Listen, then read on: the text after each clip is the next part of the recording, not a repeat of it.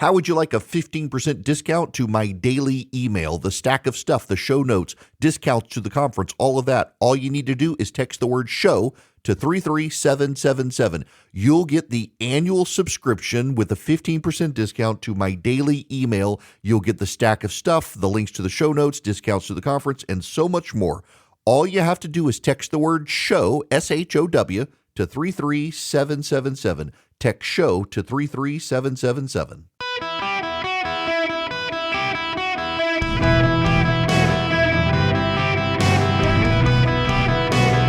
Welcome to the Eric Erickson Show podcast, Hour 2. Hello, America. Welcome. It's Eric Erickson here across the United States of America. The phone number is 877-973-7425. If you want to be on the program, happy to have you. A word, if you will, real quick, because stay tuned for this. We are preparing to redeploy. You know, we've got the army of activists, and if you text Army to 33777, you can sign up and be on it. We're rearranging that because we're trying to make it as effective as possible for like voter registration and being able to contact members of Congress and participate in events around the country as we expand the gathering. So just stay tuned. I will explain that to you here coming up. You might get an email from me as well if you've signed up for it. I want to talk about some real-world practical issues of running for president. In 2020, in the New York Times postmortem of Kamala Harris's race and also of Elizabeth Warren's race, there was a familiar theme that Kamala Harris and Elizabeth Warren both were so engaged in the day-to-day ups and downs of conversations on Twitter that they lost the plot for their race. They thought that Twitter was the real world, and they were running their race based on the ups and downs of Twitter. Real concern, by the way. It actually is a real concern. You can sometimes get lost in the fact. Like, for example, I hear people say all the time, well, Twitter is the real world because 25 bajillion Americans are on Twitter. Sorry, I'm sitting on my wallet and it's got a, I don't know. Anyway, got to get my wallet out of my pocket. Random, I realize, sorry. I'm at that age now where if I sit on my wallet too much, my hip hurts tonight. But if you believe that, well, 25 million people have Twitter accounts. The reality is that Twitter's activity comes from maybe a million people, maybe. Maybe. It's not representative of American society. So if you're paying attention to the ebbs and flows on Twitter and the conversations on Twitter, you sometimes can get confused and think, well, everybody's talking about this, when really nobody's talking about it except for the handful of people on Twitter. That was Kamala Harris's problem in 2020 and Elizabeth Warren's problem as well. And I put up a tweet the other day that I wonder if they're going to toss Tim Walz. The Republicans have so devastated Tim Walz with this stolen valor stuff. And all everyone's like, I don't know what you're talking about, buddy.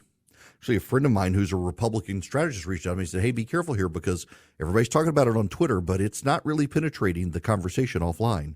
So not really. I was like, oh, my God, I'm falling into this problem like everybody else. I'm so on Twitter that I'm losing attachment to the real world.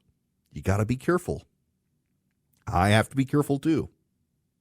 One of the bigger issues here, in particular, is that Republicans are spending a lot of time on Tim Walz and very little time on Kamala Harris. Most of the social media conversations right now are about Tim Walz's record, not about Kamala Harris. There are some relevant points, like, for example, Walz praising an Islamic cleric, claiming a relationship with this cleric who a while back his team said he had no relationship with. It turns out he has a relationship and has this video, and this person is deeply, deeply anti-Semitic. I would like to, first of all, say thank you to Imam. I am a teacher, so when I see a master teacher, I know it. And over the time we've spent together, one of the things I've had the privilege of is seeing the things in life through the eye of a master teacher to try and get the understanding. A master teacher, this person is, according to Tim Walz. A master teacher. Well, there's also this. This is a news outlet from Minnesota covering the riots in Minneapolis.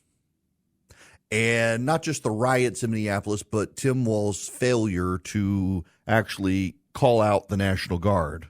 Police officers testified at the Minnesota Senate today.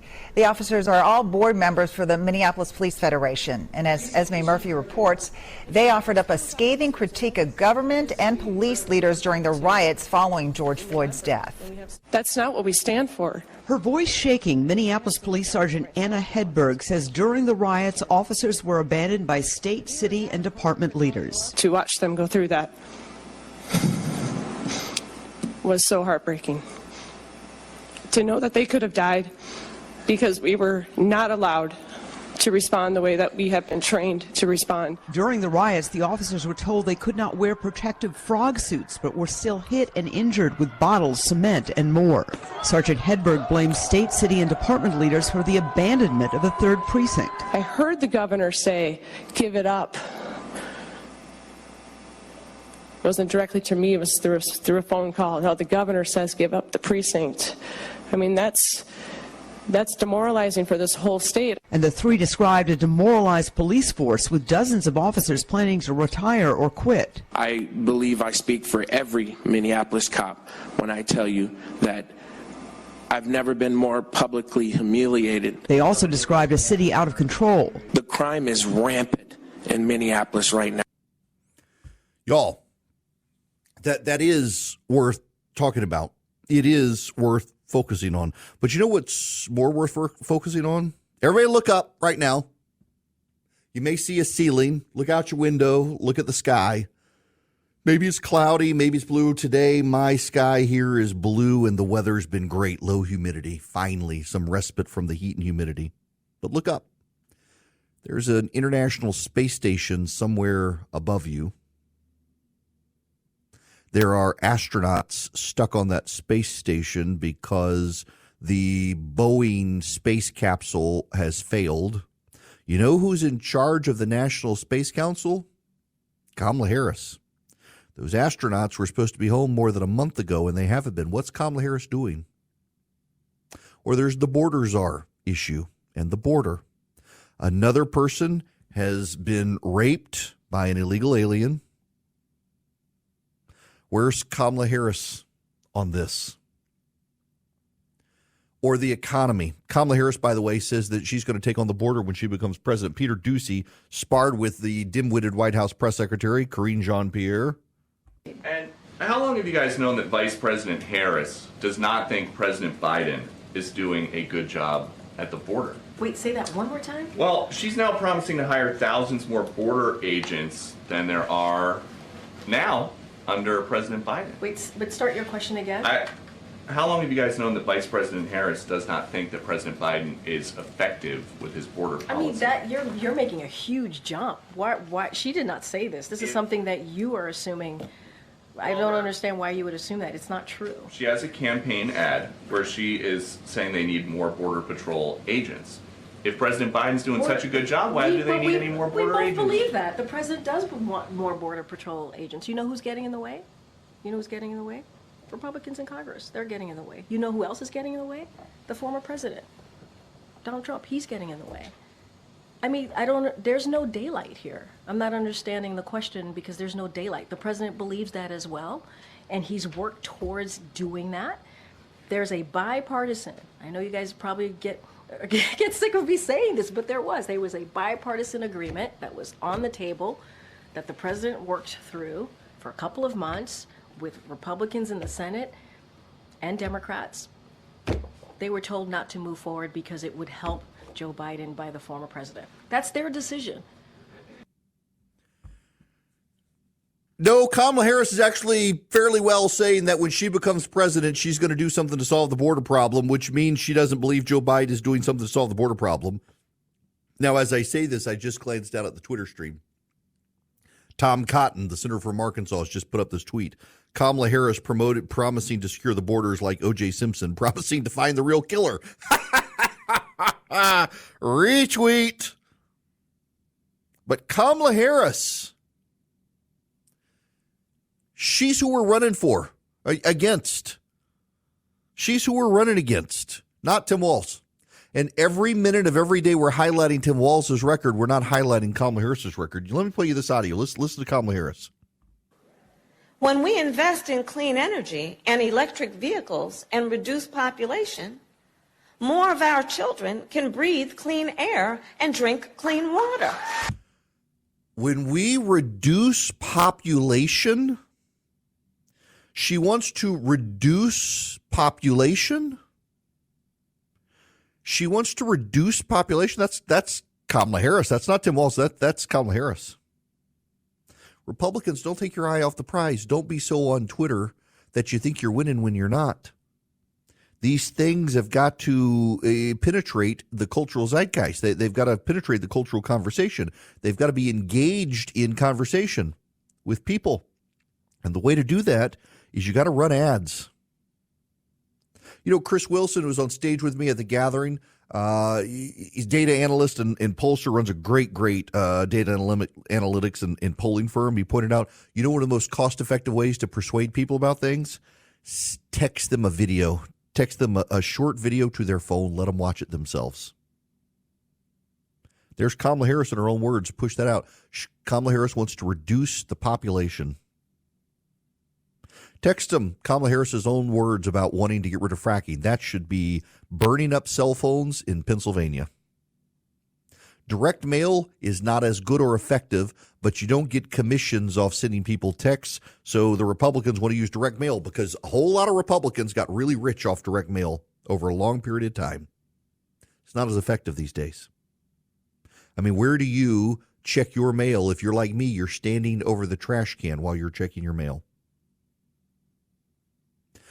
Republicans, don't take your eye off the ball here.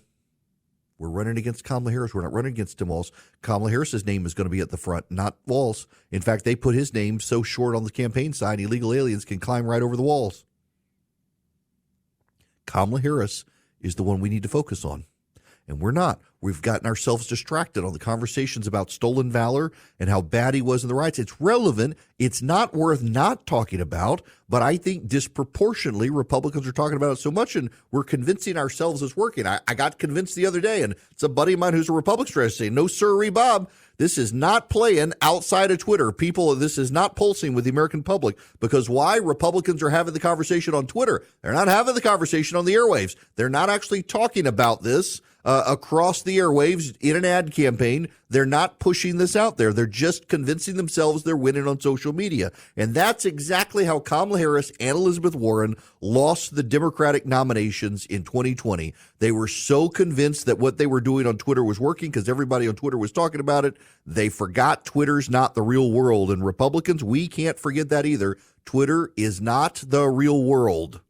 It's not the real world. We can't lose focus. Got an emailer who emailed and said, we're in the fourth quarter. We're behind a touchdown. You pick your own analogy you want, but we're tied right now or slightly behind in a very close race. And people don't know the person we're running against. They know our guy. He's not their favorite. We need to make them really dislike Kamala Harris. Turn this into Trump versus Clinton all over again. That's got to happen, and that can't happen on Twitter. It's got to happen on the airwaves and on the YouTube feeds of America. AI might be the most important new computer technology ever. It's storming every industry. Everybody's talking about it. Billions of dollars invested, so buckle up. The problem is AI needs a lot of speed and processing power. So how do you compete without costs spiraling out of control? It's time to upgrade to the next generation of the cloud. Oracle Cloud Infrastructure, or OCI. OCI is a single platform for your infrastructure, database, application development, and AI needs. OCI has 4 to 8 times the bandwidth of other clouds, offers one consistent price instead of variable regional pricing, and of course, nobody does data better than Oracle. So now you can train your AI models at twice the speed and less than half the cost of other clouds. If you want to do more and spend less like Uber, 8x8, Databricks, Mosaic, take a free test drive of OCI at oracle.com/Erickson, ERICKSON. That's oracle.com/Erickson, oracle.com/Erickson. Go check them out today. All right, guys, if those of you on the phone, just be with me here for a moment. Be patient with me. I want to get to your phone calls, but I got to correct the record and also add to the record. So David from Griffin, Georgia, texted me and says, a very funny exchange. I know you don't like to be told when you're wrong. Actually, I honestly, I don't mind it. I really do believe in the truth. And if I'm wrong about something, I prefer it if you guys let me know so I can correct the record. And I do that often. The problem is many people want me to correct the record and say I'm wrong about stuff. And actually they're wrong and I'm right. And I've just stopped being diplomatic with them. And so I replied to him and says, I don't mind it. Most people who do it are, well, I'll say to you, biblical donkeys. I said to him something else and it fired it. I said, thank you for your email, and fired it off. It's like, oh gosh, I hope he doesn't think I meant he was one. And sure enough, he's like, are you saying I'm a biblical donkey? No. Actually, David, I thank you for your email. So I was mentioned like the bullet fired by the shooter against Trump is a 22. And I said in most states you can't hunt. Actually, he's pointing out in all but 11 states, center fire rifle, 22 caliber and larger with an expanded round is legal for big game. The exception's 22 caliber being lower velocity rim fire round, which is only suitable for small game. Think you should explain that to all your listeners. Now, David's more of an expert in this than me, but essentially you fire well, here it is from the Great Outdoor Network website. Heavier bullets driven at speeds over 3,200 feet per second can take out deer. It is lighter bullets that don't fly as fast that are not good for deer.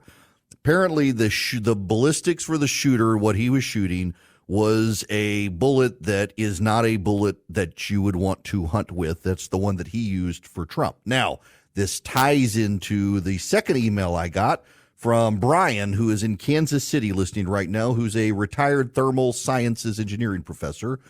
And he says the picture the New York Times reporter captured of that bullet, you got the flow visualization so well because the supersonic velocity bullet had high changes in air pressure behind it with the shock wave and the expansion fans, but also you also had vaporized blood and ear rim tissue that made it more visible. That's why the New York Times reporter was able to so clearly catch that bullet. I have the smartest listeners, and I'm very happy, David, when you guys correct me on stuff like this that is somewhat outside my wheelhouse in particular. It's the people who are trying to correct me on stuff where I know I'm right and they think they're right because they saw a YouTube video and they just happen to be wrong. Those are the ones that frustrate me. Now, thanks to you guys, though, I'll get to your phone calls here in a minute. Jillian in Greenville, South Carolina, you in particular, be very patient. I'm coming to you right now, though. I got to tell you about Vision Computers. Vision Computers wants you guys to use them. Let me talk to you if you're a small business owner like I am. Now, if you don't have the budget for tech support, for an in-house IT guy, your employees are having to figure out their computers. Well, that's taking them off being productive for your company while they're figuring out I saved a file somewhere. Where's the file? Or my email's not working. For $179 a year per computer, Vision Computers can actually be your in-house IT. So each of your employees gets a phone number that they can call, and in 15 seconds or less, Vision will give them the answer to their problem. They can even remote into the computer itself and do what needs to be done to fix the computer. Email support, printer support, all of that. All you have to do is call them at 404-COMPUTE. And this day, it doesn't matter whether you're in Kalispell, Montana, listening to me right now, or Grand Forks, North Dakota, Miami, Florida. Vision Computer works nationwide. 404-COMPUTE or visioncomputers.com. And your employees can be productive at their jobs while Vision's productive at your computer. And you don't have to pay the in-house IT guy. 404-COMPUTE or visioncomputers.com. My fellow Americans, I sure hope you're doing fantastic. The phone number here on the program is 877-973-7425. One of my great heartbreaks in radio career is I love being on WORD in Greenville, South Carolina, but I can't fault them. They decided they wanted to, as that company goes through some layoffs and cuts, they wanted to put a local host on from noon to 3. And, when you're in radio, you can't really complain when they take a national guy off so they can put their local host on. It was good for them. Even if it was bad for me, it was good for them. But I miss Greenville because I love going to Greenville. And I have a phone caller from Greenville. Jillian, you're going to be the next caller. Welcome to the show. Hi, thank you for taking my call. Thank you for calling. I have a question regarding Kamala and Tim Walz.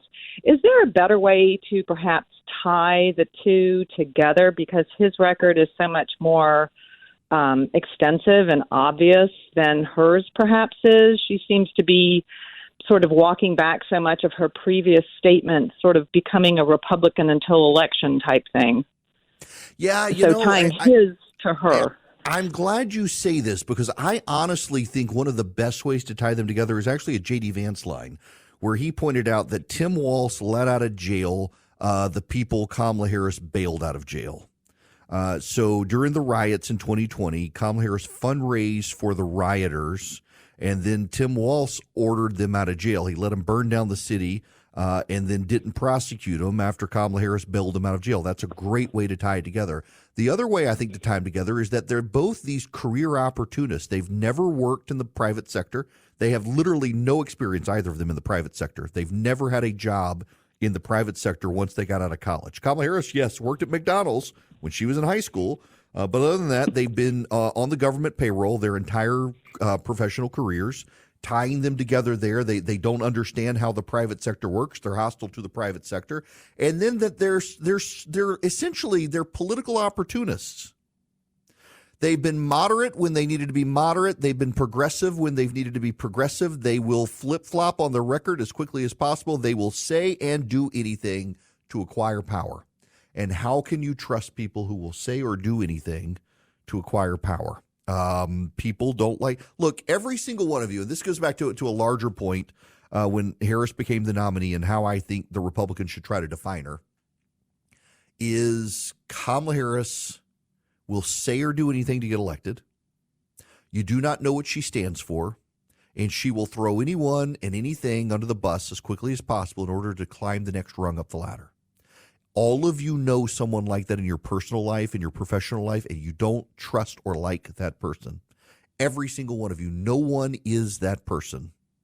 You all know that person, and you never identify as that person because you know that sort of person is not a good person, and that's who Kamala Harris is. So you define her and Walz both as that, two career opportunists. I think that goes over poorly with the American public. Now, Harvey's been waiting very patiently. Harvey, welcome to the show. How are you? Great. Thank you very much for taking my call, sir. Sure.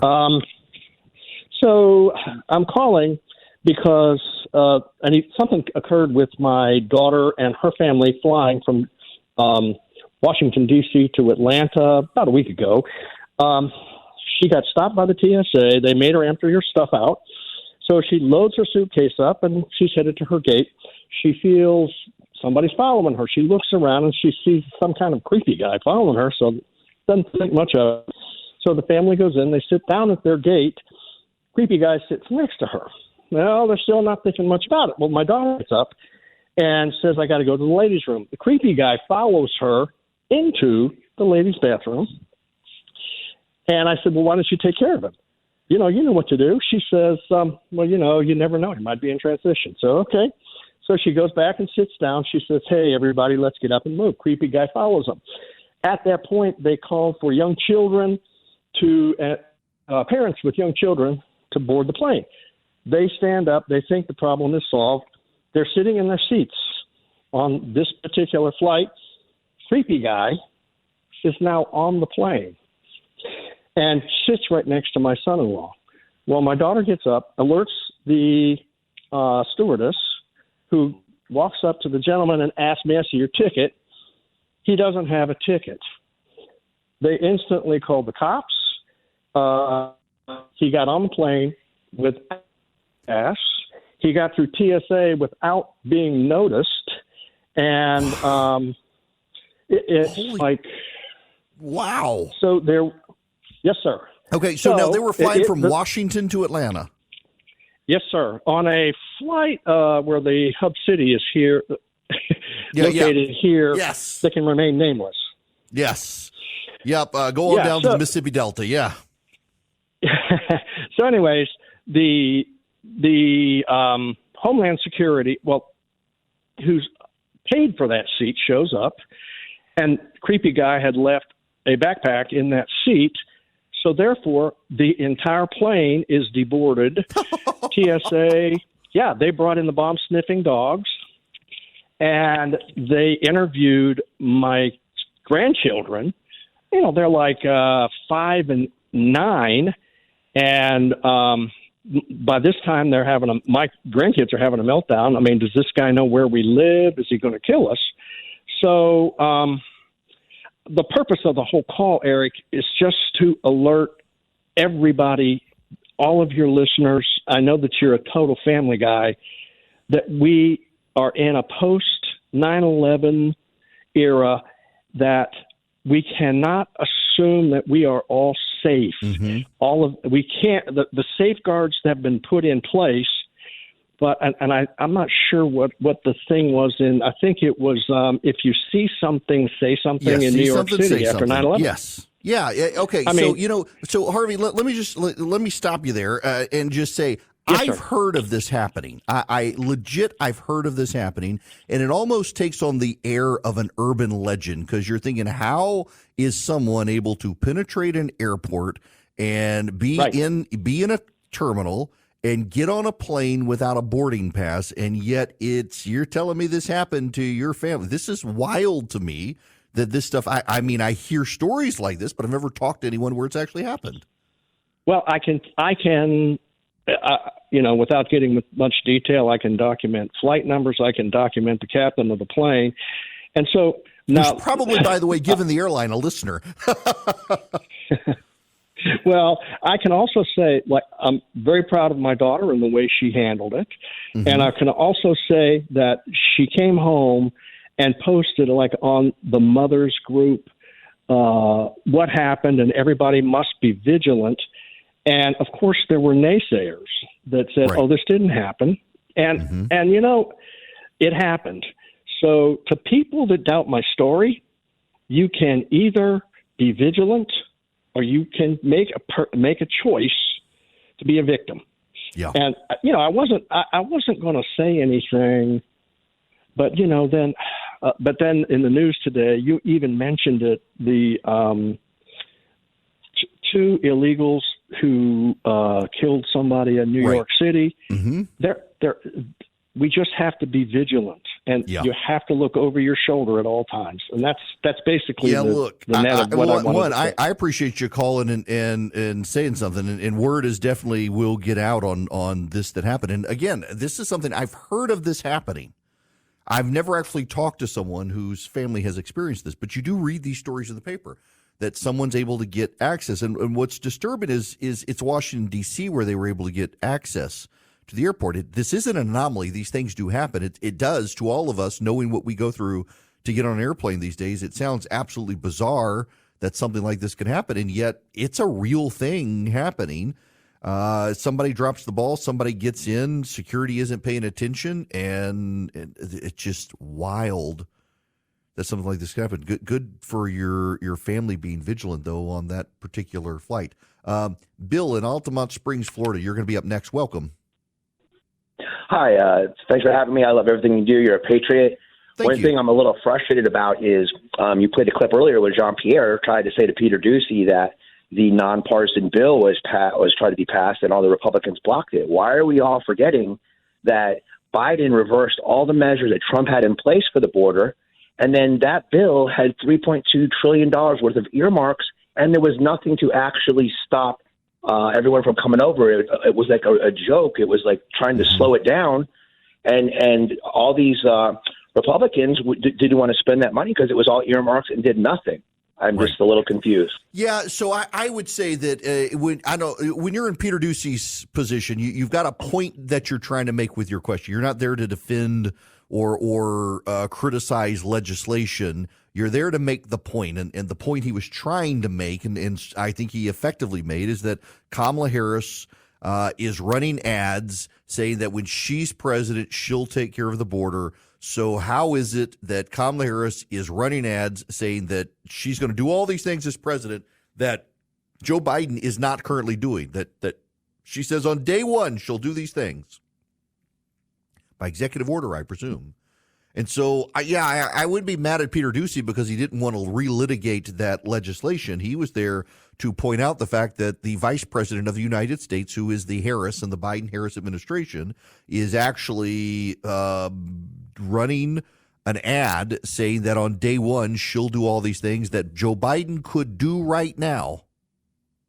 So isn't this her saying that she disagrees with Joe Biden on the handling of the border? Now, what's so notable is that Karine Jean-Pierre, 2 questions later, and unfortunately I don't have the audio on this one, but she said it 2 questions later, that that Kamala Harris will continue the policies of the Biden administration.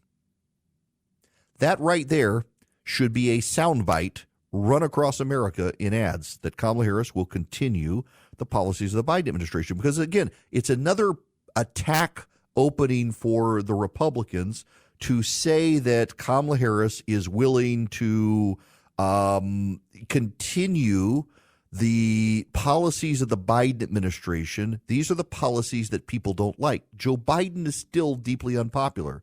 So you open the door to those. And this gets me to, I was going to spend a lot of time on Israel right now, running out of time here in the segment, but it's worth noting that the Biden administration essentially is telling Israel that the Biden administration will determine just how hard Israel can respond to an attack.